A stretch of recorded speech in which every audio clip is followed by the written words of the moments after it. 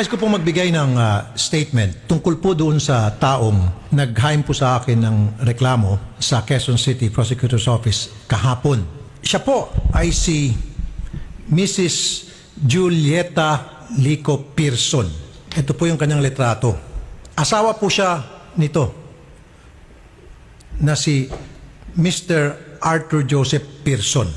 Now, kasal po itong si Arthur Joseph at saka si Julieta Lico Pearson. Sila po ay nakasal sapagkat si Julieta Lico po, bago siyang magsama nila ni Mr. Pearson, nag-file siya ng presumptive death para sa akin. Palitawin na ako po'y yumauna para sila po ay pwede na magpakasal dalawa at para si Julieta po ay makakapunta na sa Amerika. At yun na nga po, yung kanya pong ipinail na presumptive death para sa akin ay naproba naman po ng korte dito sa Pilipinas kung kaya't natuloy po ang kasal nila ni Mr. Arthur Joseph Pearson.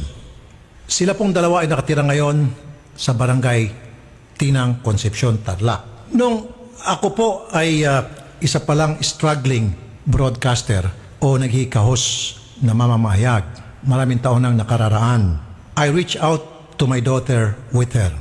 At nakita po kami ng aking anak sa kanya at ako po ay nagbigay ng tulong, pinansyal at mga regalo.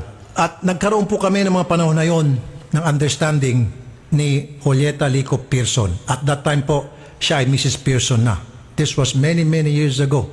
Ang understanding po namin ay wala ng pakialamanan, magkanya-kanya naman kaming buhay sapagkat siya po ay kasal na. Dumating po yung time, this was last year December, na napag-alaman kong ikakasal na po yung aking anak sa kanya. Kinausap ko po yung mga kamag-anak niya para hingin po yung bagong number ng anak ko upang ako po ay makapagbigay ng tulong sa kasal. $10,000 as a matter of fact. Pero tumanggi po silang ibigay yung number ng bata. Nakausap ko po yung isa sa mga kamag-anak niya, ayaw ibigay. Maging si Julieta Lico Pearson, ayaw din po ibigay ang number ng anak ko. One day, ito pong si Mrs. Julieta Lico Pearson ay nag-request na makipagkita sa akin at pinaunlakan ko naman po sa isang restaurant sa Quezon City. Yung pala, ang reason ng kanyang pagkipagkita sa akin upang humingi ng 25 million pesos. On top of that, gusto niya po ay yung kalahating buwan ng sweldo ko, kada buwan, ibibigay ko po sa kanya. One more time, 25 million pesos plus half of my salary dito po sa TV5 every single month. Tumanggi po ako. Then sabi niya, siya po'y mag-aalboroto at sisiraan niya po ako sa media kapag hindi po ako pumayag. At sinabihan ko siya, hindi ako mag-give in sa blackmail at extortion. Kung ako'y bibigay ng pera, yun po ay para sa bata, hindi para sa kanya. Sapagkat ang gusto niya po mangyari, gusto raw po niya mabuhay na marangya, kaya kailangan daw niya po ng perang iyon. Tinanggihan ko po siya, nagbigay po siya ng taning. And that was before election this year. Pagkatapos po ng halalan, ako po ay nakatanggap ng liham, final demand letter galing po sa kanyang abogado na si Attorney Lefrendo M. Gonzales. Dito po sa final demand letter, ayan po, 10-0. 100 million pesos na po ang hinihingi. Take note, 100 million. Bilangin niyo po yung mga zero dyan.